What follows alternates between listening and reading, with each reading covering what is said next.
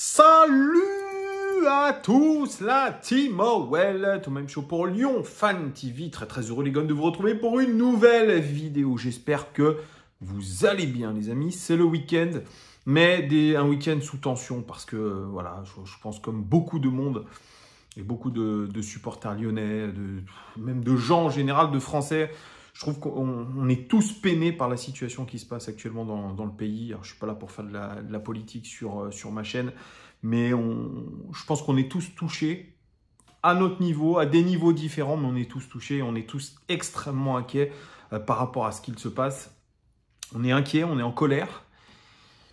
Donc voilà, je pense que c'est pas la meilleure manière de rentrer dans le week-end, mais c'est comme ça. On va essayer quand même de parler football, puisque l'OL va démarrer sa préparation le 6 juillet. C'est le retour au Groupama OL Training Center.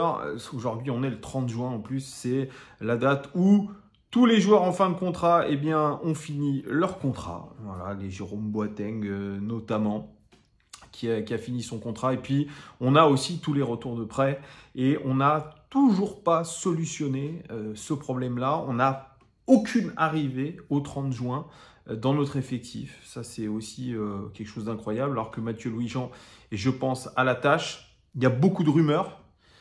Pulisic, je vous en ai parlé, mais il ne viendra pas à l'Olympique Lyonnais. Hein. Évidemment, je dirais que c'était un article putaclic de la part du journal L'Équipe ou une fausse piste ou j'en sais rien. Mais en tout cas, il a donné son accord au Milan AC. Donc, il ne viendra pas à l'Olympique Lyonnais. Hier, je vous ai parlé d'une arrivée pour un poste de directeur général, Santiago Cucci. Pareil, c'est une rumeur, en tout cas une rumeur assez insistante.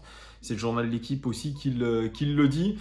Après, l'OL, comme je vous ai dit, donc ils vont attaquer leur préparation le 6 juillet. Et ensuite, ils partent en stage aux Pays-Bas et ils vont faire toute une série de matchs. Alors, il y a le premier, je crois, c'est contre Molenbeek. C'est un club qui appartient à la Galaxy Eagle, le club qui est champion de D2 belge. Il va passer en Jupiler League. On les affrontera lors d'un match amical. On va affronter aussi une équipe régionale, il me semble, là où on fait le stage, aux Pays-Bas. Voilà, il y a aussi la rencontre face à Manchester United qui est prévue le 19 juillet à Édimbourg. Et puis, je crois qu'il y aura deux autres matchs, mais qui ne sont pas encore définis. Donc, on a globalement la préparation de l'Olympique Lyonnais qui devrait commencer très rapidement parce que dès le 13 août, on est sur le pont en Ligue 1. Il va falloir vraiment être très sérieux et on attend une équipe compétitive, équilibrée. Et c'est un véritable casse-tête qui attend le staff de l'Olympique Lyonnais, l'équipe de recrutement de l'Olympique Lyonnais. Je vous fais une petite vidéo OL Daily Mercato parce que ce seront des vidéos qui, tout au long du Mercato, vous permettront de suivre l'actualité de votre club préféré. Il y en a beaucoup d'actualités. Et là, c'est une rumeur qui me plaît bien. Alors, je ne connaissais pas le joueur. C'est Foot Mercato qui relaie le média brésilien au Globo. On le sait, John Textor l'a dit. Il va cibler le championnat brésilien. Et on a le club de Botafogo, certes, mais le championnat brésilien que John Textor connaît très bien, va être exploré, va être exploité. On peut parler aussi, on peut élargir au championnat sud-américain, mais plus particulièrement le championnat du Brésil. Et on a été chercher de sacrés joueurs dans ce club-là. C'est le club de Flamengo, les amis. Ça vous rappelle rien? Si, ça vous rappelle récemment Lucas Paqueta, qui est passé par Flamengo et qui a été assez important pour nous. Et ensuite, il est passé au Milan, on l'a récupéré à Milan, on l'a relancé. Mais en tout cas, il vient de Flamengo, ce fantastique club brésilien. Et ce joueur-là, il s'appelle Victor Hugo, homonyme de Victor Hugo, le célèbre auteur français. Mais c'est qu'un homonyme. Victor Hugo, brésilien de 19 ans. Il est né en 2004. Il joue du côté donc, de Flamengo au Brésil. Il est international U20 brésilien. C'est un milieu de terrain box-to-box.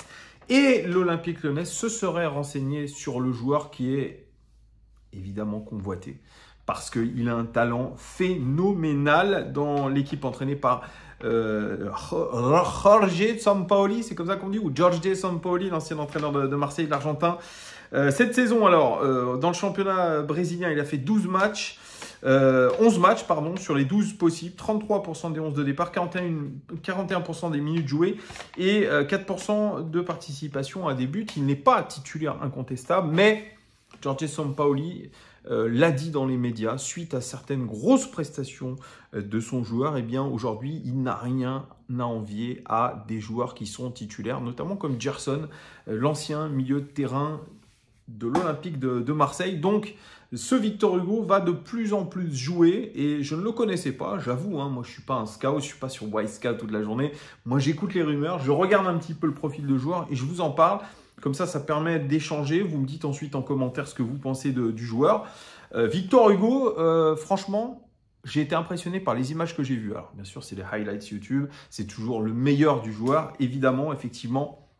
Mais sincèrement, pour un milieu de terrain, il a tout ce garçon. Il a tout, donc il fait 1m82, il n'est pas très très grand, mais il est de taille moyenne, mais il a un impact physique énormissime.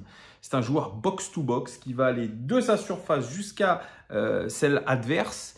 Il a un impact physique, il récupère des ballons, il tacle et surtout, il a une technique digne d'un numéro 10 ou d'un ailier. C'est un joueur qui se balade, qui est assez libre sur le terrain. Il a une débauche d'énergie, il a une capacité à changer de direction. Il se retrouve de temps en temps dos au but, contrôle orienté, il passe, passement de jambes, tac, tac, tac. Mais ça va très, très vite. Et c'est assez impressionnant, son habileté technique.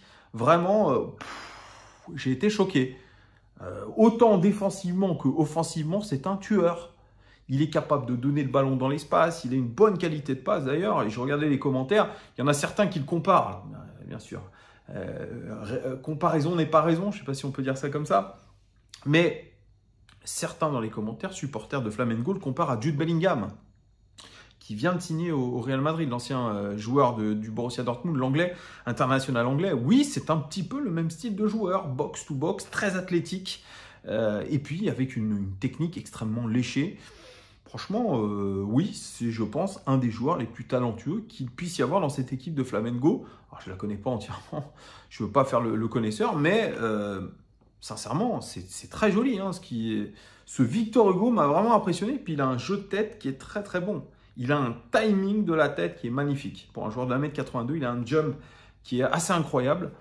Donc là, oui, je vous en fais des éloges parce que ce que j'ai vu, ben, ça m'a plu. Et je me suis tout de suite dit, ah, ce garçon, s'il arrive à s'intégrer en Europe, qu'il arrive à se donner les moyens d'y arriver, il est très jeune. Franchement, ça peut nous faire vraiment beaucoup, beaucoup de bien au milieu de terrain. Ça peut être pour lui probablement un tremplin, c'est vrai, un tremplin quand vous venez à l'Olympique Lyonnais, qu'il n'y a pas de Coupe d'Europe. Ensuite, c'est vrai, on l'a vu avec Paqueta, on l'a vu avec Guimarães aussi. Alors Guimarães, je crois qu'il vient aussi de Flamengo, il me semble, ou de Fluminense, je ne me rappelle plus, mais enfin bref, ça a été malheureusement des tremplins. Et aujourd'hui, on voit le modèle de John Textor, c'est un modèle de trading. Malheureusement, je suis d'accord avec vous, c'est désolant. Mais c'est comme ça. En tout cas, si on peut l'avoir pour qu'il s'aguerrisse en Europe, qu'il soit sa première porte d'entrée pour une équipe européenne majeure, eh bien moi je prends sans problème dans notre milieu de terrain. Je le vois bien aux côtés de Maxence Cacré, sans problème. Sans problème. C'est un joueur vraiment assez impressionnant et qui ferait bien plus l'affaire qu'un Thiago Mendes. Alors vous me direz, oh là là Thomas, il a de l'expérience Thiago Mendes. Oui, je sais. Laurent Blanc veut de l'expérience. Mais John Textor, lui, veut de la jeunesse, veut du talent qu'il va ensuite faire progresser pour ensuite être vendu. Alors, à voir le montant du transfert. Là, sur Transfer Market, il est estimé à 3 millions d'euros, mais j'ai vu que sa clause libératoire était à 100 millions. Évidemment qu'on peut, on peut pas s'aligner sur les 100 millions demandés, mais on ne sait pas. John Textor, il a des réseaux du côté du Brésil, peut-être qu'il peut négocier. On a essayé aussi d'aller chercher l'hiver dernier un autre joueur de Flamengo, c'est João Gomes. Ça a été une fin de non-recevoir. Il est parti avec fracas du côté de Wolverhampton, où il n'a absolument rien fait. Donc, vouloir trop vite, trop haut, c'est peut-être pas forcément la bonne chose. Donc, ça serait une bonne alternative pour Victor Hugo que de venir à l'Olympique Lyonnais pour nous booster ce milieu de terrain et nous montrer tout l'étendue de son talent. Alors, bien sûr, attention, le joueur n'est même pas titulaire complètement à Flamengo. Il va falloir vraiment le polir, il va falloir qu'il s'adapte. Mais franchement, voilà, on n'a pas de Coupe d'Europe la saison prochaine. Il y a un temps d'adaptation qui, certes, sera peut-être plus ou moins important. Mais s'il arrive à l'été, il ne sera pas décontenancé par les températures, parce que ça, c'est souvent ce que disent les Brésiliens. Jefinho l'avait dit. Voilà, il aura le temps de se faire une prépa physique parce que le championnat brésilien et le championnat de France, c'est pas la même chose. Il y a beaucoup plus d'impact.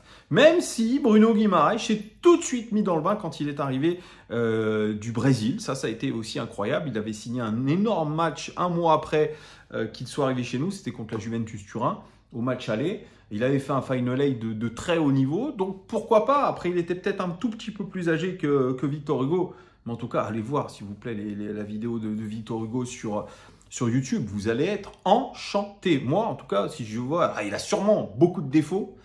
Je ne les ai pas vus. Mais en tout cas, la gestuelle... Moi, ça m'inspire tout ça. C'est un garçon qui sent le football, comme le sentait le football Paqueta, Guimaraes. Ça fait partie de tout ce genre de joueurs et ça fait plaisir. Donc, si on a l'occasion de le faire venir, c'est avec grand plaisir. Mais vous me direz tout ça en commentaire. Les gones, faites attention à vous. Prenez soin de vous surtout. Et je vous dis bon week-end. Ciao.